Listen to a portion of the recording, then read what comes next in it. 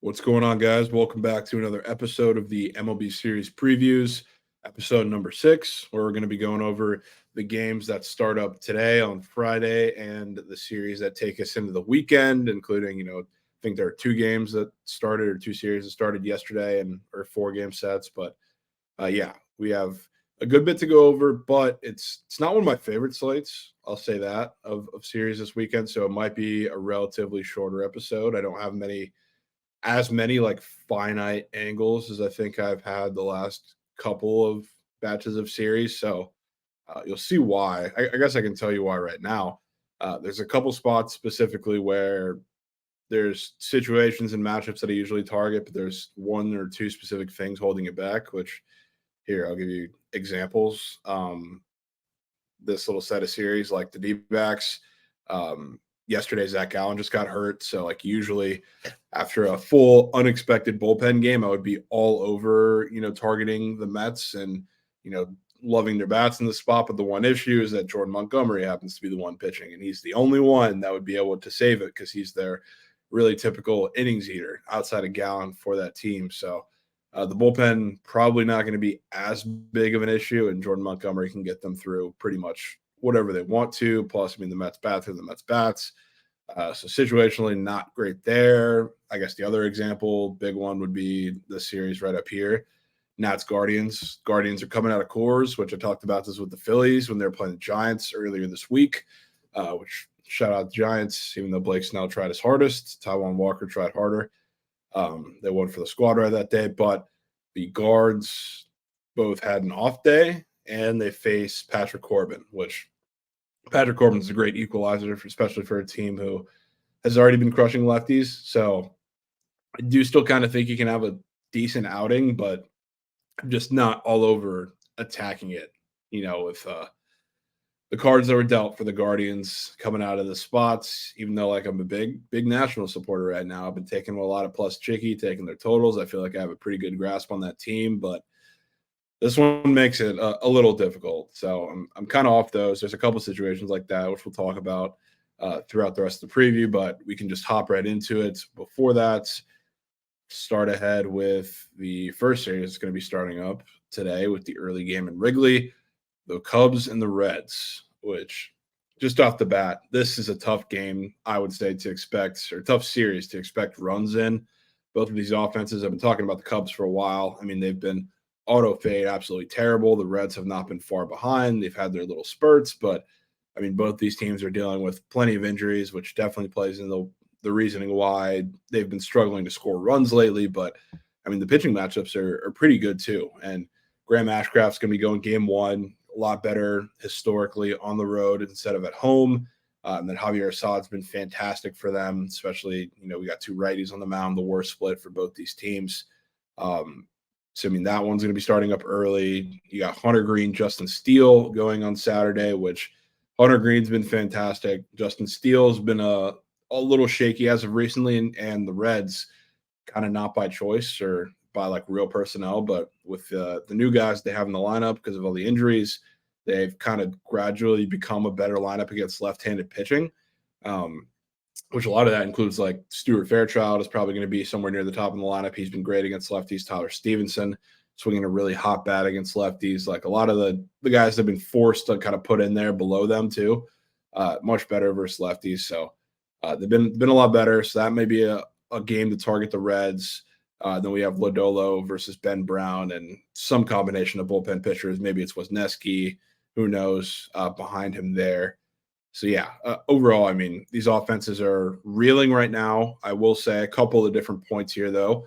The Cubs bullpen, as we know, has been very, very bad.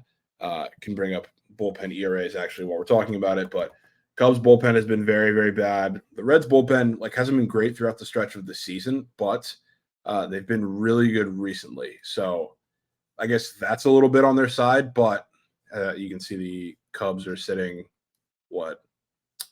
6th lowest in the MLB with 4.56. Not fantastic. The Reds have done a lot of work recently to get up to 3.76. So, they're, what is that? Probably around league average-ish. But like in this series gives me the vibes of a lot of like late game heroics, which if we're talking about the Cubs bullpen being involved in that.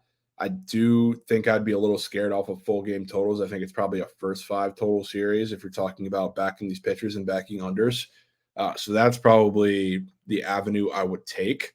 Um, Maybe not going into this series, I wouldn't be nearly as scared of it, like on a game one sample size. But if we do see some bullpen pitchers huge tonight with Ashcraft and Assad, which assumingly you're going to see a pretty solid plethora of them come out. If we get into like Hunter Green, Justin Steele, and we need some bullpen arms towards the end of that game tomorrow, I'd be a little scared of what's going to happen because, like I said, I definitely get the vibe of just late game madness, which always seems to happen when these two teams, come to meet each other in division. Um, but needless to say, these offenses are reeling right now. I've been talking about fading the Cubs offense, and it's been very successful over the last couple weeks. And the Reds, not far behind, been taking a lot of unders in their games as well. So I don't see why the strategy is going to change in this series. So give me some unders here. The important thing to note, though, is be sure to pay attention to this. And I will be sure to pay attention to this before locking in either things that are supporting really just supporting Reds pitchers. I saw the stat the other day because I turned on the Reds game where Frankie Montas was pitching. And the one thing I noticed is he's calling fastballs, or Luke Maley is calling fastballs at spots where you probably shouldn't be throwing fastballs. So I look on Reds Twitter, and they're all complaining about Luke Maley. And there's a stat floating around that the Reds are 5-17 with Luke Maley catching and 20-16 with Tyler Stevenson catching, which is as crazy as it sounds. That is a dramatic split. Luke Maley probably should not be catching these guys. And if you look at his numbers, really with any of these pitchers, like Ashcraft, Green, maybe a little less so like Nick Lodolo, because there's a little low over sample size there, but there's a big difference, especially like Hunter Green. I've been noticing a lot of walk numbers have been drastically different between Maley and Stevenson catching. He's had some of his really good outings with Stevenson catching. So I'm hoping that Stevenson catching Hunter Green, because I think that would be one of my favorite spots of the weekend for him there as far as pitching goes across the league. But yeah, again, pay attention to that. I'll be sure to draw everybody's attention to that too. Luke Maley is really making things tough for these Reds pitchers. So I like unders. Luke Maley is the big asterisk there, I would say, and probably the Cubs bullpen, but I'm going to find ways to attack them probably early on. Move to the Cardinals-Phillies series, which I would say just like from a personal interest standpoint, this is probably my favorite series of the weekend. Maybe not from a betting perspective because these games are really difficult. I would say the approach that I'm going to take here is going to be waiting to see after game one, because coming into the season was pretty big on the Cardinals having a chance to win the NL Central. And what do you know? They're surging now. They've won 12 of their last 15, and they've put themselves right back in that conversation, which, yes, have the injuries to really everybody not named the Brewers, helped towards the bottom there and kind of separate themselves from the pack. Yeah, but they've been playing good baseball. The bats have looked better. Paul Goldschmidt is seeing the ball much, much better at the plate, looks so much more comfortable. Arenado as well. You got guys like Nolan Gorman heating up, Mason Wins on this little, on-base streak or hit streak, whatever it is. Everything's kind of gelling right now. It couldn't get worse after the first month of the season. So now they're going to get tested, and they're going to play the Phillies, who they were disappointing. And like it's not crazy to expect some regression from their win streak, or just overall their streak where they're playing really, really good baseball. Granted, it was against some bad teams, but if you watch them in those games, it wasn't just simply them taking advantage of bad teams and bad arms. They were just everything's working. And now they're coming back from this little Colorado-San Francisco road trip where they dropped both series. They went 2-4. The offense was really, really bad, I would say. The defense might have been worse. Alec Boehm was terrible in the field. It's like nothing really worked for them. So now they're coming home. Maybe it's a little reset for them. But it does feel like coming into this game, like the Cardinals have all the momentum coming into game one, and the Phillies need to bounce back very badly. And they do have Aaron Nola on the mound, who at his best, he's disgusting, and we've seen a lot more of that this season, but at his worst, it's a little troubling. And the one thing you can probably say is there's going to be a decent amount of strikeouts in the lineup for him, which is not great for the Cardinals, but the way they've been kind of improving on that front and just improving overall as a lineup, I have some hope. And on the other side too, like Miles Michaelis, as much as everybody hates him, and I've been king of auto fade him, a lot last year and the start of this year. Like he started to look pretty decent, pumping out quality starts as needed for this team. So I'm not too scared of Miles Michaelis. I do definitely lean Cardinals to start this series. But again, I think the wait and see approach is better because I really want to see how both teams come out in the series because I think it is incredibly important to set the tone of the series, or set just the overall tempo of how it'll go. Um, so yeah, that's kind of what I'm going on to. We're talking about game two as well, which this seems to be the theme with a lot of these bigger matchups on Saturday. A lot of really, really good pitching matchups, and this is probably the my favorite one to just square up and take an under. Would be Sonny Gray, Ranger Suarez, which Ranger Suarez I would say is my NL Cy Young right now. I don't know how big of a debate that really is to this point, but he's been fantastic. And the Cardinals, even though they've been playing much better baseball and improving on this front as well, like the thing that they haven't really done throughout this little win streak where they've won 12 of 15 is hit lefties like overly well. They did start to improve those numbers. Like they hit up Andrew Abbott in Cincinnati, which was a pretty, tough assignment for him looking at the situation there. But other than that, nothing's been too great. And Ranger Suarez is not your average lefty. And then, Sonny Gray has been absolutely fantastic for that team. If, Ranger Suarez is NL Cy Young, Sonny Gray is certainly like in that conversation for how well he's pitched. So I think that's going to be a premier pitching matchup, probably the best one of the week. So I would square up and take it under there. Then we get, Sunday Night Baseball with Lance Lynn and Taijuan Walker. Do not mind continuing to fade Taijuan Walker. He's just been terrible. Did run into a little bit of a buzzsaw, I would say, in the Giants lineup in that start because they've been really good against righties. They're coming out of cores as an offense. The defense was terrible behind him, even though I guess it was a little more off of the relievers. So not that he pitched great at all because that wasn't the case, but I would say it was a little more just the situation they're in as a team, more so than him pitching bad. But in this Cardinals game, game three, I could see it being all on his shoulders. So probably will be on the Cardinals in that game. Little Lance Lynn support on Sunday Night Baseball. So we can move on from that series. Rays, Orioles in Camden. It's tough to be like excited as a Rays fan for this series, even though we did just get a back-to-back Jose Siri legacy games. Robbed the home run, hit a walk-off, then 2 home run performance, including what I believe was Mason Miller's first blown save, which is crazy to think about. But yeah, they eked out the win in that series against the A's. Just not the most inspiring performance, I'll say. It's just tough. But, coming into the series, I've already seen a shit ton of people on the Orioles trying to get it before the line moves. Line hasn't moved in game one. Line's starting to even tick back towards the Rays as we speak here. Because Aaron Savali hasn't been great. Everybody knows that. He has started to tweak a little bit of his pitch mix. He's abandoning the cutter a little bit, which the cutter is the pitch that's been giving him the most home run problem or been the biggest cause of his home run problems.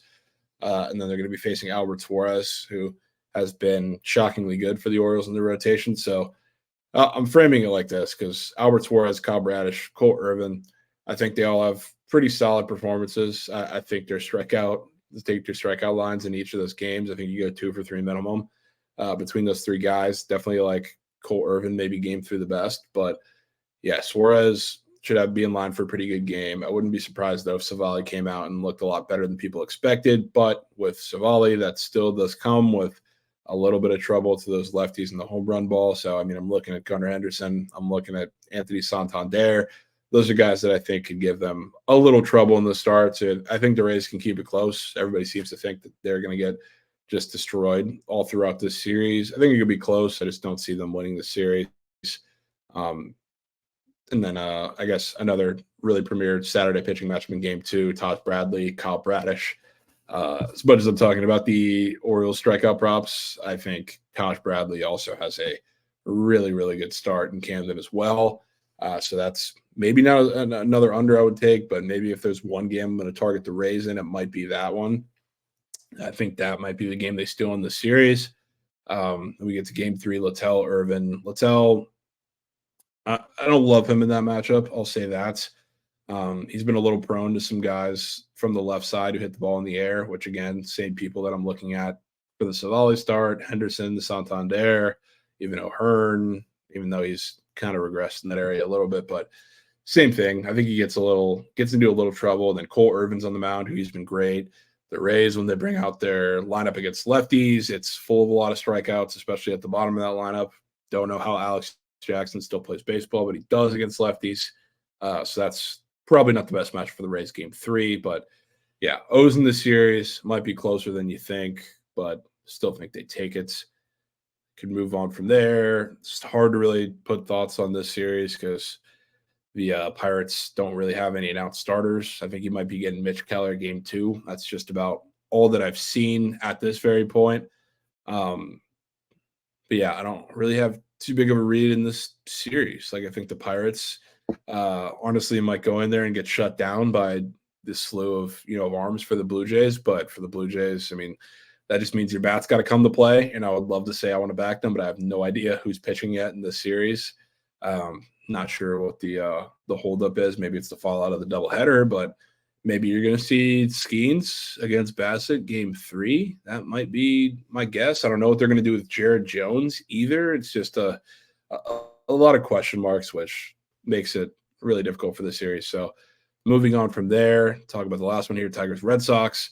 We did see the first game of this yesterday, 4-game set. Jack Flaherty was going up against Nick Pivetta. 5-0, Tigers win. I think this is going to be a pretty tough series for runs as well.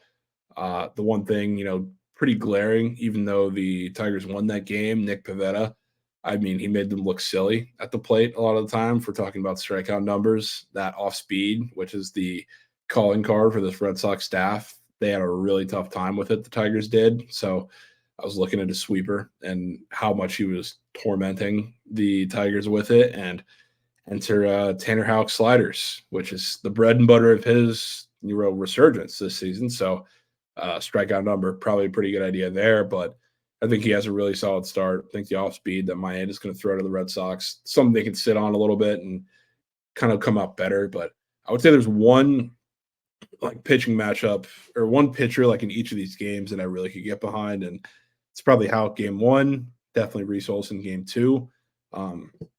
Then really a toss-up for game 3 because I will say, like, for Brian Bale, I would be a little more worried about this Tigers lineup if it was a lineup with Kerry Carpenter in it. And that's a bigger loss than I think people have realized, especially when you're facing a guy like Brian Bale who really is struggling against lefties and, like, really outside of Riley Green and I don't know, scratch like a couple guys in the middle of the bottom of the lineup. Like the Tigers don't have that right now. So this could be a setup for a pretty good Brian Bayo start. Not that I think Casey Mize is in the cards to get exactly shelled in that game either, but it's kind of where my head's at. Different pitchers to target for each game of this series. I do think this probably ends in like a 2-2 split. The series does. Tigers are up 1-0 coming into it. I think it's the Red Sox in game 1. And then they probably split game 1 and game 2, or game 3 and game 4. And it probably just falls out like that. Not too many runs in this series. I would say conditions don't help too. It's been cold, windy, and rainy in Boston. So tough environments for runs. I'll say that. But that's just about all I have on these series. We can go ahead and move to the next sets of the series that I've already talked about a little bit. Like I said, would be attacking the Nationals or betting the Nationals here. Guardians first came out of Coors, but they did have an off day. They did have Patrick Corbin, or do have Patrick Corbin on the mound against a team who's really good against lefties. So think I'm good, getting involved in that one, especially since like even looking at the matchups pitching wise, I've been talking about the Nationals and how you bet them or how I've at least found success betting them and taking their bats. It's guys who throw a lot of off speed to lefties, and Tanner Bybee and Ben Lively have not necessarily been the guys to do that. Tanner Bybee throws a lot of fastballs. Blake Lively's big fastball sinker type guys, especially against left-handed batters. So a little tough to expect anything different from the Nationals, and it doesn't help either that Patrick Corbin is on the mound for game 1, which is scary in itself. He's a lefty. Guardians kill lefties, but even for Mitchell Parker, who's been fantastic, and I've loved backing him recently, I do think he might be in for getting touched up for the first time in a little bit against this Guardians lineup in game 2. Then you have Jake Irvin, who is coming off of kind of a career start. So I've loved backing the Nationals at a plus price for the last couple of weeks. I don't know if this is the series to do it, but we'll see. We'll see how the Guardians come out in game 1. I do think like Patrick Corbin can still pitch well, but I don't know if it's going to be well enough to get over the hump because the 3-run turkey or something like that is probably still looming for the Guardians lineup, which scares the hell out of me. So keep me away from this series. Probably keep me away from this series too. The majority of it. Talked about on BTL. Like yesterday, I really love Zach Gallen, but we also like the Mets. Krabs like the Mets. We rolled out for the squad ride, which is huge. Got a little fortunate, but yeah, this again, D-backs bullpen kind of in shambles, but thankfully they have Monty on the mound, so he's going to give them some depth into the game, which should be fine. But on the other end, like against Luis Severino, you really need a team that is going to walk, especially from the left-handed side of the plate, which the D-backs do not do. You want a team that hits the ball hard from the right or the left-handed side of the batter's box as well, which the D-backs do not do. So like it's kind of difficult to figure out just exactly how the D-backs are going to score with how they've been recently. And these are their numbers from the month of May so far. So they've been kind of below average, 93 WRC plus. Kind of sort their walk numbers as well from the bottom up. And kind of league average-ish in walk rate as well. Look at hard hit rates. I mean, they're just league average in pretty much everything. So it's like there's not much to find there. And they've faced a significantly easier slate of right-handed pitchers this month than, Luis Severino comes out there to challenge them with. So I think Severino is in for a pretty good start. It kind of feels like, that game yesterday was 3-2, even though we had the pitching situation that we did for the D-backs. Feels like a lot of those games are going to take that shape this series. We'll see what, Walston and Manea can kind of give them, but I think Manea is set up pretty well to dice up against the D-backs, which if we want to talk about what they've been doing against left-handed pitchers, I mean, they were a team that I would target earlier in the season because really it was more on the strikeout front. They're putting the ball in play a lot, but when you look at what they're doing now, dead last in the month of May, 65 WRC plus. I mean, 3.8% walk rate is pitiful. The strikeout rate's kind of up. I would assume that's just about league average, maybe higher. A couple spots higher, 22.7% K rate. So, I mean, Manea might be able to go a little deeper into this game than the D-backs would like him to, which that's a terrible sign for them. So I think they probably continue their slide for a little bit of this series, and maybe the Mets keep going, but it's really not going to be because of their bats. It's just going to be because their pitching keeps them in games, obviously pending, what matchup we see or what pitcher we see for the Mets going up against Brandon Pfaadt in game 3. But yeah, I think the Mets have a pretty solid chance to win the series, which is a 4-game set, and they've already taken one of them. So we'll see how it plays out today against Monty, and I do think Sean Manea is a pretty good matchup for them as well. So we'll move from that series. Talk about Rangers Marlins. This is like judgment day for me for the Rangers because they've been playing better baseball, but it's really been on the backs of Corey Seager just starting to heat up. And really outside of that, like there hasn't been steady improvement in the bats. Like we haven't seen much else. There's been good pitching that's kind of held them up as well, but really nobody in the lineup is like really getting going beside Corey Seager. And it's been able to carry them to this point. Maybe it carries them against the Marlins here, but going up against Sixto Sanchez, which, I mean, that's a plus matchup for Corey Seager, sure. Against Sixto, you want lefties that hit the ball hard. That's Corey Seager, but that's really nobody else in the Rangers lineup. So I would not be shocked to see a really good Sixto start from the Marlins. And while I do still kind of lean the Rangers' way in game 1, I don't think it's going to be as easy as, kind of would seem on paper against Sixto Sanchez, who's been pretty much auto fade in a lot of situations. But yeah, this first game really gives me just weird feelings. I wouldn't hate anybody for squaring up with the over, but I just have a kind of bad feeling that both these offenses are not going to show up. I will say as much as like this game one maybe is like the center of judgment day for the Rangers in the series for me, I would say game two is equally if not more important because one of the guys that's people are not talking about, I would say enough, is Ryan Weathers. Which Ryan Weathers, another guy who like previously a little bit last year has been like auto fade, but you look at his numbers now, and I know the expected numbers don't look all that fantastic necessarily, but he's pitching to a 3.16 ERA.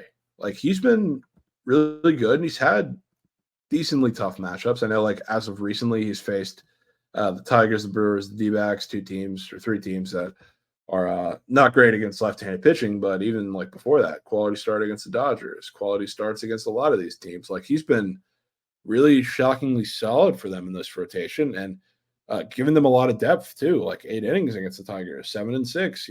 Consistent 6 inning floor. It seems like for the month of April or month of May, I guess it is. Um, so when we talk about the Rangers, I've been screaming this from the rooftops too. They've been awful against left-handed pitching, just downright awful. And this is their numbers from May 26th, 77 WRC plus, and just like we talked about, like Corey Seager's been heating up. Nobody else really has. And you can kind of see that reflectively in their numbers against left-handed pitching because ideally, like you want Semien to heat up, you want Adolis to heat up, you want a lot of the guys that are, a lot of the guys that played into the Rangers being so good against left-handed pitching last year, not doing the same this year. And even though they've been winning more baseball games, it's still the same. The numbers have been similar. So I do kind of want to lean into a really good Ryan Weathers start. I want to continue riding that wave. So we'll really find out. Are the Rangers getting hot, or is it just a Corey Seager flash in the pan? Because that's what we're going to find out here. Which I'm kind of torn on which it is. To be honest, I'm going to pay attention closely to this series. And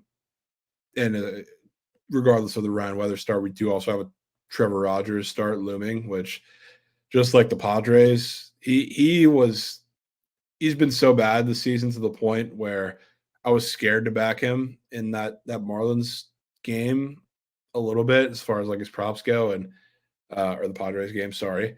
And the Padres were so bad against lefties that it really didn't matter. You see them on the screen here too. 16th, they've increased their numbers a little bit from what they did against Luzardo, but overall not been good against lefties this season. Now he gets to face a worse team, so maybe something to look forward for him there too. But Weathers is definitely the better arm.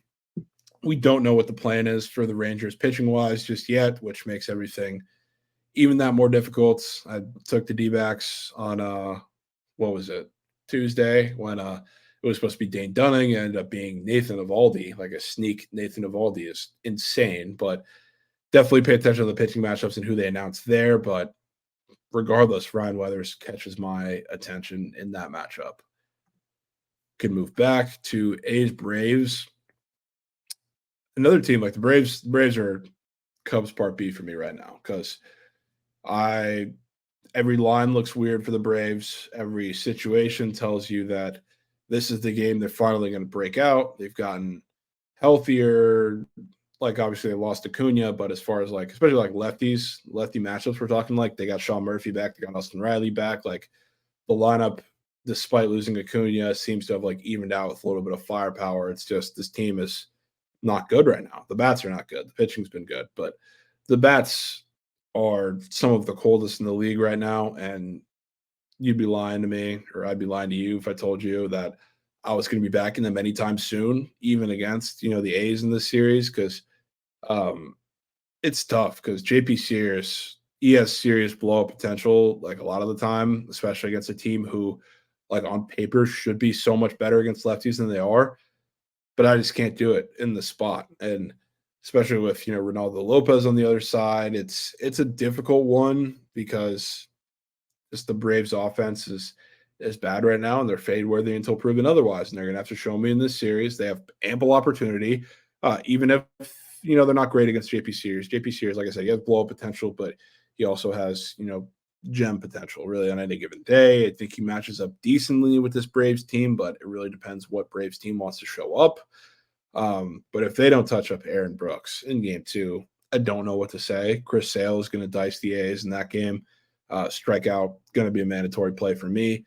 But, Aaron Brooks on the other side, if he doesn't get blown up by that lineup is officially dead if it's not already. So kind of my thoughts there. The A's at a plus price, probably a good idea to take a time or two in the series. I don't know about game 2, but um, maybe in game 1 with JP Sears, maybe in game 3, depending on who they pull out against Charlie Morton. But yeah, like I said, won't be back in the Braves anytime soon. Not even like a I learned my lesson type thing. They're just not good. I've been fading them. Can move on to, I would say this is probably weirdly my favorite series of the weekend from a betting perspective, potentially, because I've been talking about the Royals bats for a while. You want to ride the lows, ride the highs. I think even though like yesterday they scored like 6 runs, I think they're in a little bit of a lull period, and we'll see what it is coming home to Kansas City where the bats have been so much better. Bats were not good in that series against the Twins outside of the game where they had the really good matchup against Chris Paddock. It still found a way to lose.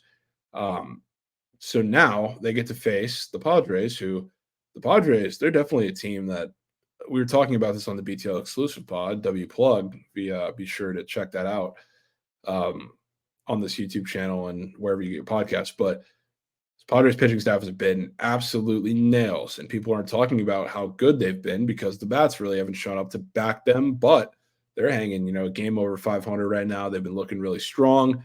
I think they're going to sneak their way into the playoffs and be a pretty dangerous team. And really, like the Royals are such a matchup dependent team from the plate or at the plate. I think this Padres staff as a whole gives them problems. And we'll start with game 1 because this is the Michael Wacha revenge game. He gets back-to-back revenge games between he just went and had a no-hit bid through 6 and change in the Trop against the Rays, who it's a revenge game for him. Same with, this game. He's coming off of that start. So I think he has a couple problems against one of his old teams. But the Royals bats, you need a pitcher that is really bad against righties and allows a lot of hard contact, which if we're looking at Dylan Cease, he ain't that. If we're looking at like hard contact, obviously like the whiff stuff is there, which for the Royals, I know they're striking out a lot less than they were earlier in the season, but I think the opportunity is still going to be there. But 77% all hard hit rate, does let the ball get in the air quite a bit, but it's only because the strikeout stuff is so good. So he kind of sacrifices that. But yeah, I mean, the splits, he is definitely nails against right-handed batters, which is a problem because when you look at the Royals lineup, it's Bobby Witt, it's Salvi, it's Michael Garcia. It's a lot of very scary righties and Vinny P, which Vinny P, the one like silver lining for like Dylan Cease, if there are lefties, which he's had a little bit of trouble against, they need to be higher strikeout guys. Vinny P's a higher strikeout guy. MJ Melendez is a higher strikeout guy. Pretty much everybody except Adam Frazier that they could pull out in that lineup for the Royals is a pretty high strikeout guy. So I think Dylan Cease has his way with this Royals lineup, even in Kansas City, which makes it a little scarier. But there's a couple different angles to this, and this could be depending on how the situation kind of plays itself out. I could see ladder potential in the Padres Royals series, maybe in game 2 or game 1, because it seems like there's a little bit of weather pending for tonight in this game 1 game. So like, God forbid the game gets, halted and delayed apart through the game, or, just doesn't happen altogether. What's going to happen? That's going to be a lot of stress on this Royals bullpen that has been downright awful, which you want to talk about why they lost that game yesterday against the Twins. The bats came to play a little bit, but the bullpen was bad. And it was, I don't know, had a little insanity around the start of the year. It was good, not great. Now it's starting to really show itself, and it's getting worse and worse by the day. And it's a little taxed. After yesterday, the Padres were fortunate enough to have an off day. The Royals were not. So if you look at like who they used, Chris Stratton, who's like their long relief guy, had a long relief appearance. Sam Long, Nick Anderson and Schreiber also pitched. They don't like to pitch guys back-to-back days. So Will Smith and Zerpo will be available, 2 lefties, which Padres haven't been great against lefties, but when they come out of the bullpen for whatever reason, they're a little better. So I do think that's a little silver lining there, but it's just also like there's not many discrepancies bullpen-wise, I would say, that are better than this one if we're talking about the series starting up this weekend, or like really anything you can ask for, because the Padres bullpen has been just that damn good. If you look at where they sit, which again, these numbers are kind of deceiving because both of these teams, like, they're on big time streaks where like the Padres bullpen has been so much better. They do sit do the math, seventh in the MLB with 3.57, and the Royals, used to sit kind of up here, like in the 10 to 12 range for a little bit. They're moving their way back ever so slightly. So I think that slide is probably going to continue, and they're going to continue moving their way back down here to the really bad bullpens right now in the league. So if there is a rain situation, there is more stress on this bullpen. I think that is a disaster situation for the Royals. We've been waiting for kind of the Padres bats to wake up emphatically. I wouldn't be surprised if it's this series. But game one, I do really like the Padres. And a lot of that really doesn't have to do with the bullpen. It has to do with Dylan Cease. And I think he kind of stuffs them into a locker. And I kind of get that vibe for this whole series. I will say Michael King, game 3, is the big wild card because he's a righty who allows a lot of hard contact, but at his best, he has a lot of strikeout stuff. So I wouldn't be shocked if the Royals bats are decent in that game and hit a couple home runs off of him. But Joe Musgrove, I have some pretty high optimism for in that start. I think he can be okay. But Dylan Cease, like I said, probably the premier option in this series. In game one, my favorite spot for them. Can move on to the next set of series, which we'll probably go through a little faster because don't have too many thoughts on these series. It'll kind of be a speed run.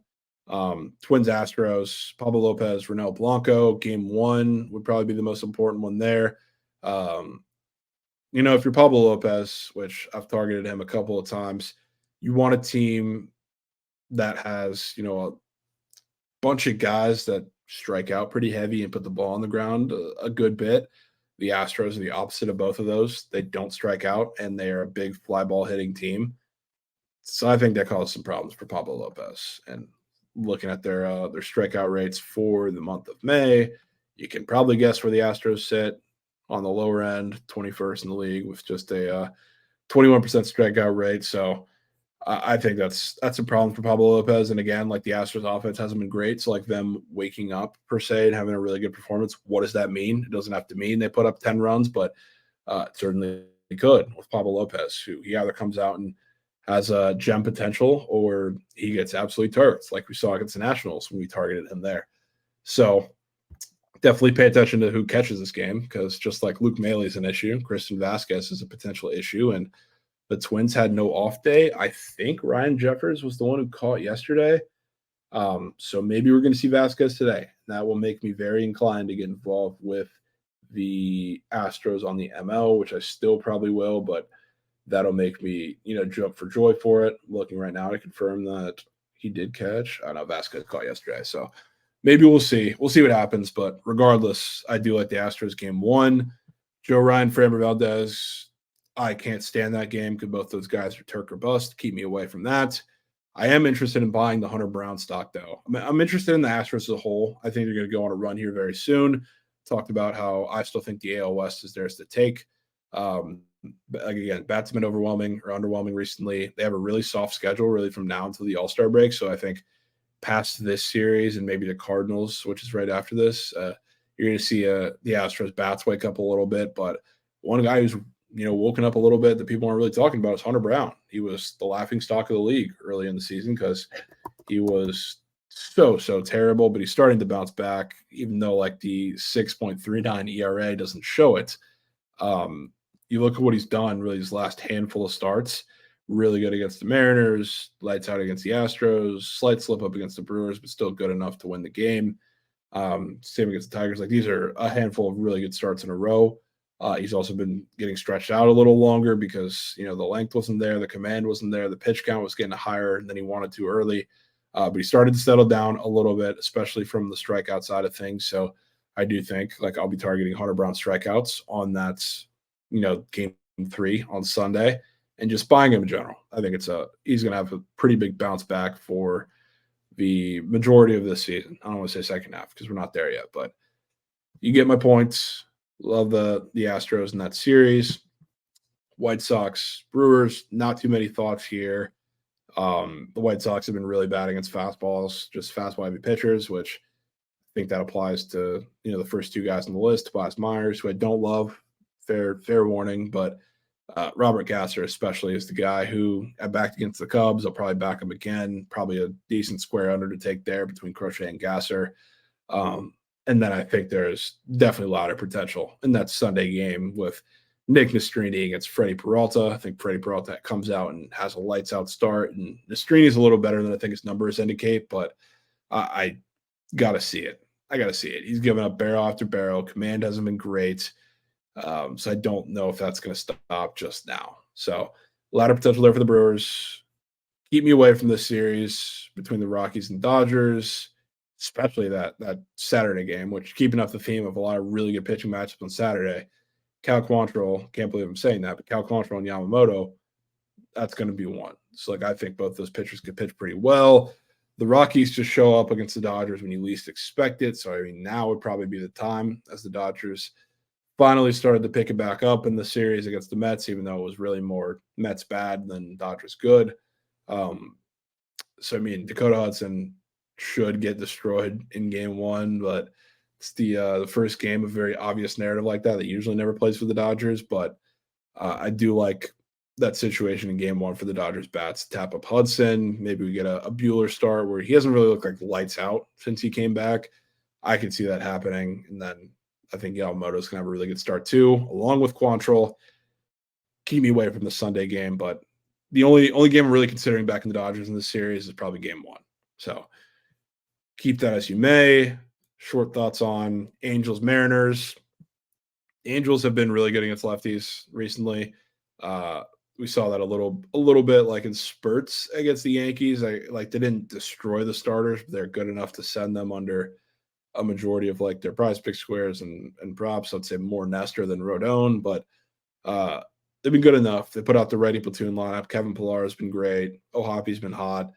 Joe Adell, I guess a little less recently, but better against lefties for sure. The one thing about the Mariners, pretty much entire pitching staff, and definitely what the story is with Wu and Bryce Miller. It used to be the story with Castillo. It seems like that's subsiding a little bit, but I'll hold out judgment for that.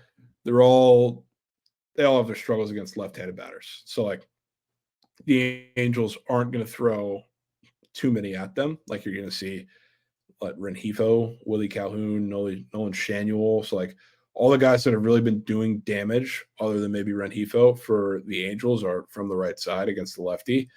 So I do think this is probably the series where you see another really good performance from the Mariners pitching staff, just like we saw in that 4-game set from Houston. But the Angels bats probably died down a little bit in this series. I will say though, Joel Soriano, I think can have a pretty good game, or Jose Soriano can have a pretty good game, strikeout wise against this Mariners team. Reed Detmers is a guy that I do want to continue to fade because the stuff's just looked nowhere near the same. And it's a lefty, facing the Mariners, where it might be a little worse, consistently, but they have pop there. So this feels like a really good spot for the Mariners pitching staff, and I'll probably be backing them in a couple different ways. And then wrap it up with Yankees Giants. Again, no insane thoughts about this series because the Yankees pitching staff just keeps them in every game. It really does. And the question of every game is, are Judge and Soto going to hit nukes? Because that's the only way the Yankees have been scoring recently. You got Aaron Judge going to San Francisco after that whole debacle. I'm pretty sure that's the first game this is the first series he's played in San Francisco since all that happened. So you can probably pencil him in for a home run or two against this team just because it would be hilarious. And, the matchups are kind of there with Jordan Hicks and Blake Snell. So I do think this is a series where the Yankees just kind of squeak by because, the Giants have been playing decent baseball. The Yankees are also on the tail end of this West Coast road trip for, a week. They're in San Diego, and then they're in Anaheim. Now they're wrapping it up in San Francisco. So I worry about their legs a little bit, especially now because you're starting to get to pitchers who are pitching for the second time, being on this little West Coast road trip.